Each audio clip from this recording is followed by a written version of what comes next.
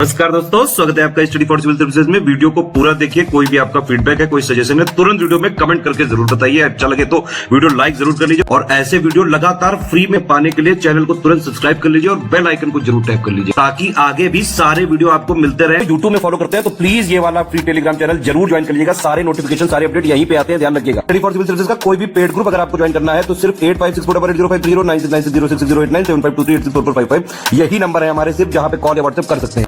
Instagram पे हमारा page जरूर फॉलो कर लीजिएगा, studyforcivil.services है। ट्विटर पे हमको जरूर फॉलो कर लीजिएगा, @studyforcivils है। सारे क्वेश्चन अटेम्प्ट करिए और स्कोर अपना तुरंत कमेंट करके बताइए।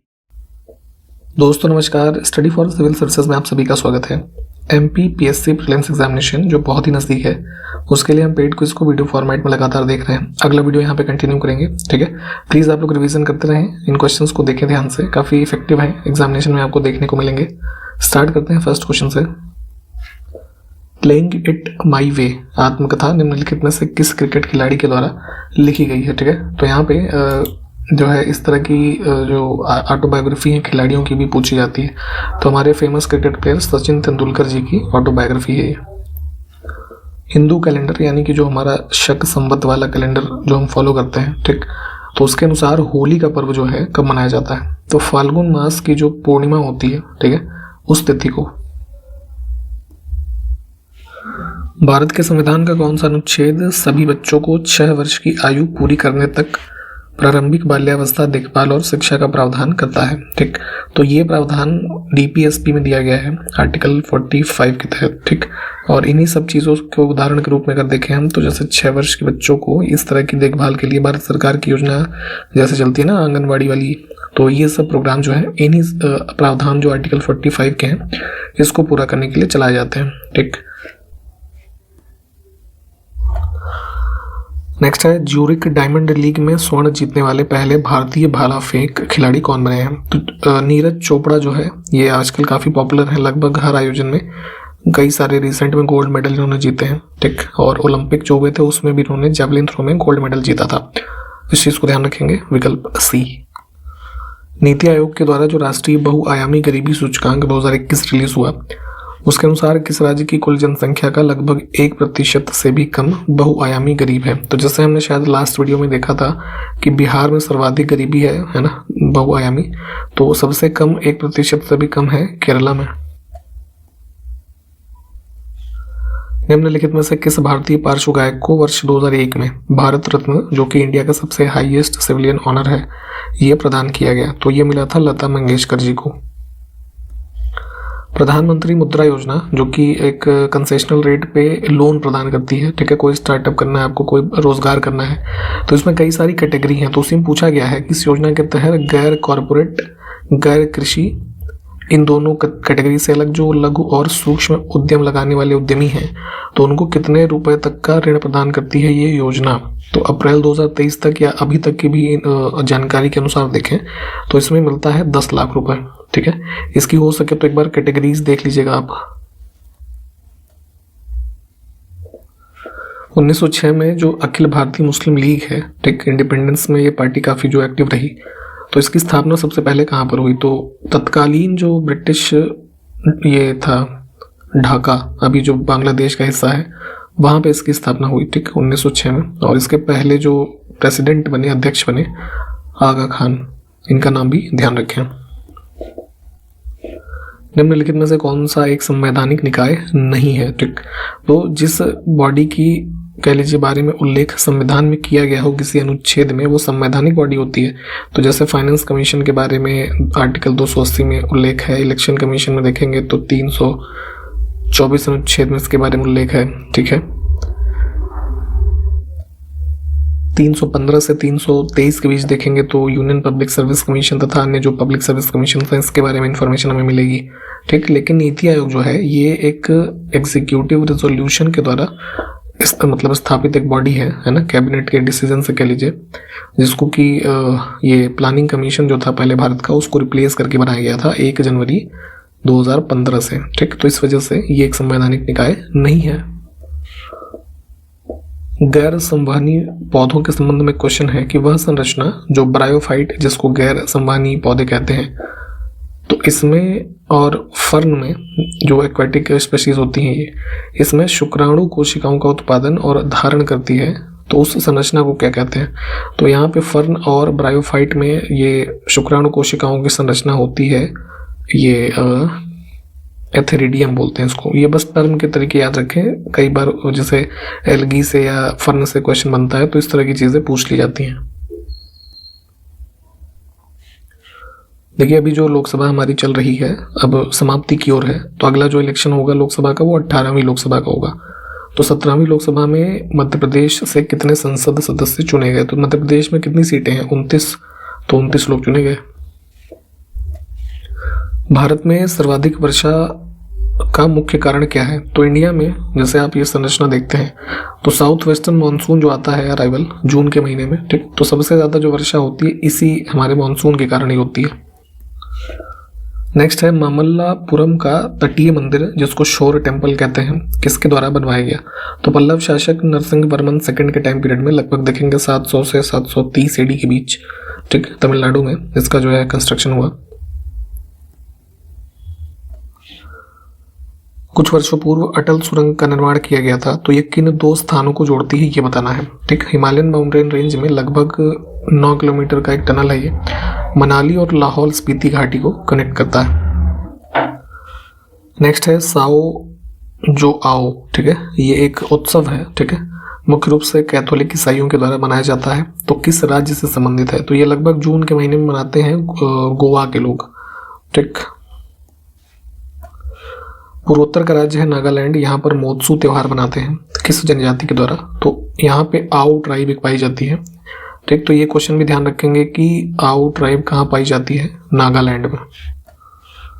महाद्वीपीय शेल्फ यानी कॉन्टिनेंटल शेल्फ की बात हो रही है, तो जो महाद्वीपीय नितल है, ठीक है, तो हमारे जो समुद्र है उसका सबसे उथला हुआ भाग होता है ये, तो इसका ढलान औसत ढाल जो है पूछा गया है मतलब, तो 1 डिग्री या उससे कम। निम्नलिखित में से किस शैवाल को केल्प भी कहा जाता है, ठीक है, और ये गहरे समुद्र में पाया जाता है? तो एल्गी का एक रूप है, ठीक है, केल्प, और ये ओरिजिनल नाम क्या है इसका? लैमिनेरिया। भारत ने 1996 में किस नदी के जल के बंटवारे और इसके प्रवाह को बढ़ाने के लिए बांग्लादेश के साथ फरक्का की संधि पर हस्ताक्षर किए? तो फरक्का संधि भारत और बांग्लादेश के बीच है 1996 से, गंगा नदी के वाटर को जो है शेयर करने के लिए। खरीफ की जो फसलें होती हैं उसकी खेती के लिए आवश्यक तापमान 25 डिग्री सेल्सियस से ऊपर, उच्च आर्द्रता, और इसमें से कितने सेंटीमीटर से ऊपर की वार्षिक जो वर्षा है वो आवश्यक होती है?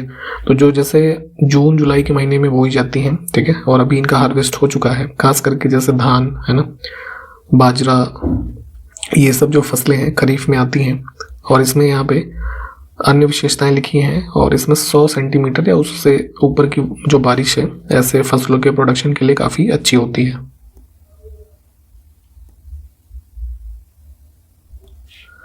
संविधान में हमारे जितने भी भाग हैं उसमें कुछ न कुछ विशेष प्रावधान हैं, ठीक। तो उसी में से पूछा गया है कि कौन सा मौलिक अधिकारों से संबंधित है, ठीक। तो जैसे पहला भाग है यूनियन एंड इट्स टेरिटरी, ठीक है, आर्टिकल 1 से 4 के बीच। दूसरा है सिटीजनशिप 5 से 11। तीसरा है फंडामेंटल राइट जो कि हमें चुनना है, आर्टिकल 12 से 35। फिर है चौथा 36 से 51 DPSP, ठीक है, directive principles of state policy. पांचवा है यूनियन, ठीक है, आर्टिकल 52 से 151। उसके बाद छठवा है स्टेट्स, ठीक है। तो ऐसे करके पूरे भाग हैं, एक बार इसकी लिस्टिंग देख लीजिएगा। नेक्स्ट है मिथाइल एथिल कीटोन, इसको किस अन्य नाम से भी जाना जाता है? तो ये बेसिकली 2-ब्यूटेनॉन, ऑप्शन सी को चुनेंगे, इसका ही दूसरा नाम है। 2-ब्यूटेनॉन क्या होता है? एक प्रकार का हमारा कह लीजिए एक प्रकार का सॉल्यूशन कह सकते हैं, सॉल्यूबल सॉल्यूशन है ना, और पाया जाता है ये हमारा, जैसे ये कुछ फूड आइटम्स हैं खास करके जैसे वेजिटेबल, चिकन है ना, हनी, इन सब में, तो उस हिसाब से इसको थोड़ा याद रखेंगे। निम्नलिखित में से किसको आपातकाल के दौरान असाधारण शक्तियां प्रदान की गई हैं? तो अगर इमरजेंसी इम्पोज होती है भारत में आर्टिकल 352 के तहत नेशनल इमरजेंसी, तो उस स्थिति में कई सारी विशेष शक्तियां भारत के राष्ट्रपति को दी गई हैं। वैश्विक स्तर पर ऐसे कितने नियंत्रण हैं जो किसी विशेष क्षेत्र की जलवायु को प्रभावित करते हैं? तो जैसे नॉर्थ इंडिया का एग्जांपल हम ले लेते हैं जम्मू कश्मीर का, साउथ इंडिया का एग्जांपल ले लेते हैं तमिलनाडु में मान लीजिए चेन्नई का, ठीक। तो दोनों के मौसम में काफ़ी परिवर्तन होता है। ये काफ़ी ठंडा प्रदेश है, चेन्नई थोड़ा वार्म होता है कंपैरेटिवली। ऐसे ही पूरे विश्व में जो हमारे किसी स्थान विशेष की जलवायु को प्रभावित करने वाले कारक हैं, इनकी संख्या कुल 6, ठीक है। एक बार हम जल्दी जल्दी इनके नाम बता देते हैं आपको क्या क्या होते हैं ये। लैटिट्यूड, लॉन्गिट्यूड, ठीक है, नहीं लॉन्गिट्यूड नहीं, ये अल्टीट्यूड कह सकते हैं, ठीक। और प्रेशर, उसके साथ साथ जो विंड सिस्टम है पर्टिकुलर एरिया का, इसके अलावा डिस्टेंस उस स्थान की सी से कितनी है, ठीक है, डिस्टेंस फ्रॉम सी। फिर है ओशन करंट, और छठा होता है रिलीफ फीचर, है ना, उस स्थान का उच्चावच कैसा है। इनको ध्यान रखेंगे इन सारे पॉइंट्स को।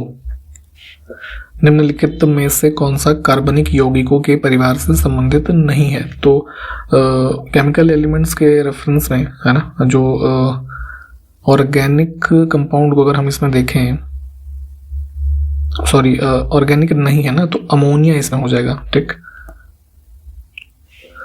नेक्स्ट है पृथ्वीराज रासो, जो कि 12वीं शताब्दी के भारतीय राजा पृथ्वीराज चौहान के बारे में एक महाकाव्य है, ठीक, कविता है एक प्रकार की। तो इसके लेखक का नाम बताना है, ठीक है। तो नाम ध्यान रखेंगे, पृथ्वीराज चौहान से संबंधित है, चंद बरदाई इसके लेखक हैं। भारतीय अर्थव्यवस्था को हरित क्रांति की सफलता कितने चरणों में प्राप्त हुई? तो ग्रीन रिवॉल्यूशन, जिसमें एग्रीकल्चरल प्रोडक्शन को बढ़ाने की दिशा में कार्य किया गया, ठीक है, खास करके वीट और राइस के प्रोडक्शन में काफ़ी वृद्धि हुई। तो सबसे पहले ये जो है हमारा फेज चला 1967 से 68 के बीच मुख्य रूप से, ठीक है। और MS स्वामीनाथन का नाम आप ध्यान रखिएगा, जो भारत में ग्रीन रिवॉल्यूशन के जनक कहे जाते हैं, ठीक है। तो पहला फेज है, सेकेंडली 1977 से 78 के बीच, है ना, तो 2 फेजेस हैं। ग्लोबल हंगर इंडेक्स 2022 के अनुसार कौन सा पड़ोसी देश 121 देशों में से 109 रैंक के साथ भारत से पीछे है? तो देखिए ध्यान दीजिएगा, ग्लोबल हंगर इंडेक्स 2022 की बात करें तो उसमें कुल 121 देशों की रैंकिंग की गई थी। तो भुखमरी के जो है पैरामीटर्स पे भारत की रैंकिंग थी उसमें 107, और 109वें पोजीशन पे था अफगानिस्तान, जो यहाँ पे पूछा गया है, ठीक। तो इंडिया की रैंकिंग फिलहाल यहाँ पे ध्यान रखेंगे 2022 वाली 107। अभी रिसेंटली जो है हमारा 2023 का भी इंडेक्स आ चुका है, जिसमें कुल अगर हम बात करें देशों की तो इसमें 125 देशों की रैंकिंग की गई, जिसमें भारत की रैंकिंग है 111, ठीक है। इस चीज़ को ध्यान रखना है। सौरमंडल के निर्माण और मूल्यांकन को समझने के लिए सबसे व्यापक रूप से स्वीकृत मॉडल कौन सा है? ये सारी जो यहाँ पे मॉडल्स लिखे हुए हैं हाइपोथेसिस, तो ये जो है हमारे सोलर सिस्टम, जो हमारे प्लैनेट्स हैं, इसके फॉर्मेशन के बारे में बताते हैं। तो सबसे जो एक्सेप्टेड मानी जाती है कि जो है सोलर सिस्टम में जो है गैस और डस्ट पार्टिकल्स जो सन के अराउंड ऑर्बिट करते रहे over the period of time, वही जो है एक तरीके से क्लम्प्ड अप होकर के प्लैनेट्स का रूप लेते हैं। तो ये है कौन सा हमारा हाइपोथेसिस? Nebular, option C. किस जर्मन रसायनज्ञ ने सबसे पहले परमाणु भार के विरुद्ध आलेखित परमाणु आयतन की आवधिकता का चित्रमय प्रतिनिधित्व दिखाया था? तो बेसिकली जैसे हम किसी मान लीजिए पीरियोडिक टेबल का हम कोई भी एलिमेंट ले लें तो उसमें हम जैसे एटॉमिक नंबर, एटॉमिक मास, ये सब चीज़ें पढ़ते हैं, ठीक है। तो एटॉमिक जो है ये एटॉमिक मास या एटॉमिक वेट के अगेंस्ट में एटॉमिक वैल्यू के हिसाब से एक ग्राफिकल रिप्रेजेंटेशन सबसे पहले जिसने बनाया उसी के बारे में पूछा गया। तो इनका नाम था लोथर मेयर, है ना। तो यहाँ पर नाम पर ध्यान रखें, इसमें बहुत डिटेल में जानने की जरूरत नहीं है। चाहमान वंश या फिर चौहान वंश भी इसको कहते हैं। तो इसके किस शासक ने अजमेर को अपनी राजधानी बनाया? तो अजमेर को पहले जो है अजय मेरू, ठीक है, इस नाम से जानते थे। इसको कैपिटल इन्होंने लगभग 1113 AD के आसपास बनाया और शासक कौन थे? अजय राज। वॉलीबॉल का जो गेम होता है तो उस खेल में प्रत्येक टीम में कितने खिलाड़ी होते हैं? तो खेल के समय एक टीम में 6 प्लेयर होते हैं इसमें। मूर्ति पूजा और जाति व्यवस्था के खिलाफ लड़ने के लिए 1873 में ज्योतिराव गोविंदराव फुले, ज्योतिबा फुले जिनको आप शॉर्ट फॉर्म में कहते हैं, तो इन्होंने इसमें से किस संगठन की स्थापना की? तो इन्होंने जो है सत्यशोधक समाज की स्थापना की थी महाराष्ट्र में। ऑब्जेक्टिव क्या थे? मूर्ति पूजा तथा जाति व्यवस्था के खिलाफ, है ना, सोसाइटी को मतलब रिफॉर्म करना। विटामिन B1 की कमी से कौन सा पोषण संबंधित विकार होता है जिससे परिधीय तंत्रिकाओं और क्षय यानी कि वेस्टिंग, पेरिफेरल नर्व की प्रॉब्लम और वेस्टिंग जैसी समस्याएं उत्पन्न होती हैं? तो शायद हमने पहले भी बात की हुई इस पे कि बेरी की बीमारी जो है वो विटामिन B की कमी से होती है। देखिए कैलोरीमेट्री कह सकते हैं इसे, ठीक है, ऊष्मा मिति। इस प्रक्रिया का सबसे अच्छा वर्णन क्या करता है इसमें से? तो कैलोरीमेट्री जो है बेसिकली मेजरमेंट होता है अमाउंट ऑफ हीट एनर्जी जो ट्रांसफर हुए एक पॉइंट से दूसरे पॉइंट या फिर एक बॉडी से दूसरे बॉडी में, ठीक, ऑप्शन सी। 1901 में poverty and un British rule in India पुस्तक किसने लिखी, जिसने ब्रिटिश भारत या ब्रिटिश शासन के आर्थिक प्रभाव की अत्यधिक आलोचना इस पुस्तक में की गई? तो ये काफ़ी फेमस एक पुस्तक है दादा भाई नौरोजी की, ठीक है, ऑप्शन डी। इसमें जो ट्रेन ऑफ वेल्थ की थियरी है इन सब के बारे में काफ़ी व्यापक रूप से यहाँ पे ब्रिटिश शासन की आलोचना की गई है। इसमें से कौन सा वक्र बेरोजगारी की दर और मौद्रिक मजदूरी परिवर्तन की दर के बीच के संबंध की जांच करता है या उसको प्रदर्शित करता है? तो अनएम्प्लॉयमेंट और ये जो है मजदूरी का जो चेंजिंग का रेट है, ठीक, इसको डिफाइन करता है फिलिप्स कर्व, ठीक। देखिए बैक्टीरिया के संबंध में PPLO का पूर्ण रूप क्या होता है, ठीक। तो बैक्टीरिया के जीन से संबंधित एक प्रकार के जीन होते हैं, मतलब ये जीव होते हैं कह सकते हैं, ठीक है। PPLO इसको बोलते हैं pleuropneumonia like organism, option C वाला करेक्ट होगा। इसमें बेसिकली बैक्टीरिया से जो भिन्न बनाता है इसको, तो क्या होता है कि PPLO में जो है ये नहीं होता सेल वॉल, ठीक है, तो इससे एक तरीके से भिन्नता होती है। तो बस यहाँ पे बस इसमें ये ध्यान रखेंगे कि हाँ बैक्टीरिया से संबंधित कोई चीज़ें होती है रिलेम्स लेवल तक के लिए, ठीक। नेक्स्ट है काल बैसाखी क्या होता है? तो वेस्ट बंगाल के रीजन में, ठीक है, एक मानसून पूर्व बारिश और तूफान की जो घटनाएं होती हैं उसको काल बैसाखी नाम से जानते हैं।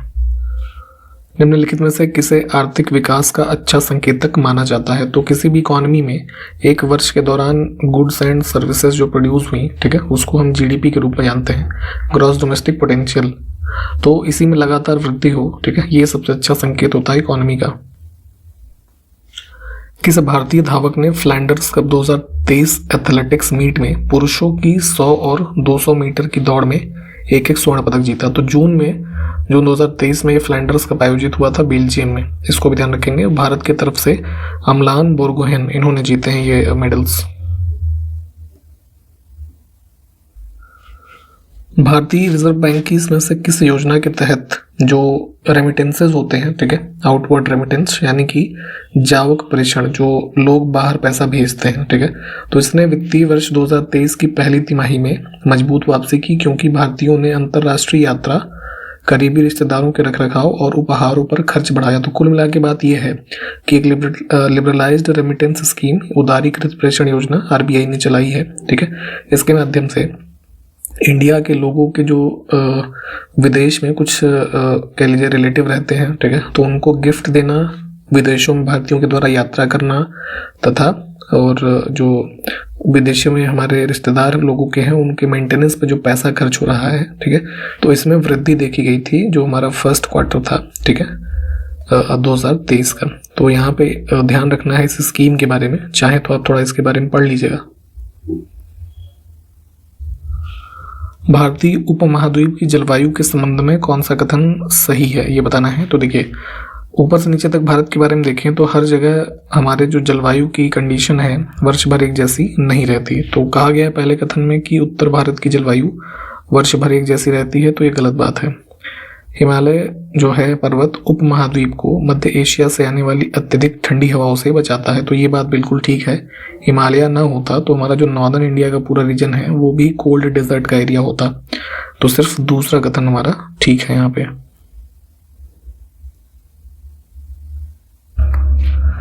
वल्लभ भाई पटेल और इसमें से किसने खेड़ा में गांवों का दौरा आयोजित करके किसानों से सरकार के खिलाफ मजबूती से खड़े होने का आग्रह करके महात्मा गांधी जी की मदद की। ठीक, खेड़ा सत्याग्रह जानते हैं आप 1918 में हुआ। ठीक है, गुजरात में खेड़ा डिस्ट्रिक्ट में ब्रिटिशर्स के अगेंस्ट।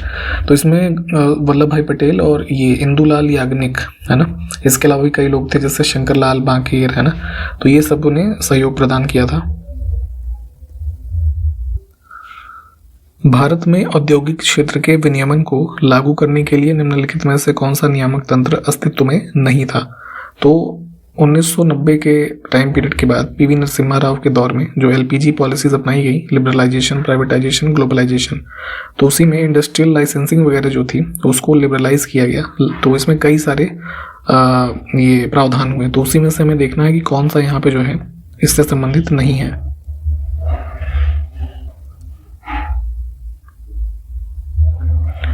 तो सी वाला हमारा जो है गलत हो जाएगा। सभी उद्योगों में निजी क्षेत्र को अनुमति दी गई। तो अभी भी लिबरलाइजेशन के बाद कुछ क्षेत्र ऐसे थे जिसमें गवर्नमेंट सेक्टर ही एक्टिव थी, सभी को प्राइवेटाइज या प्राइवेट सेक्टर को अलाउ नहीं किया गया सभी क्षेत्रों में। ठीक है, तो ये वाला गलत हो जाएगा, अन्य ऑप्शंस हमारे जो है वो ठीक हैं।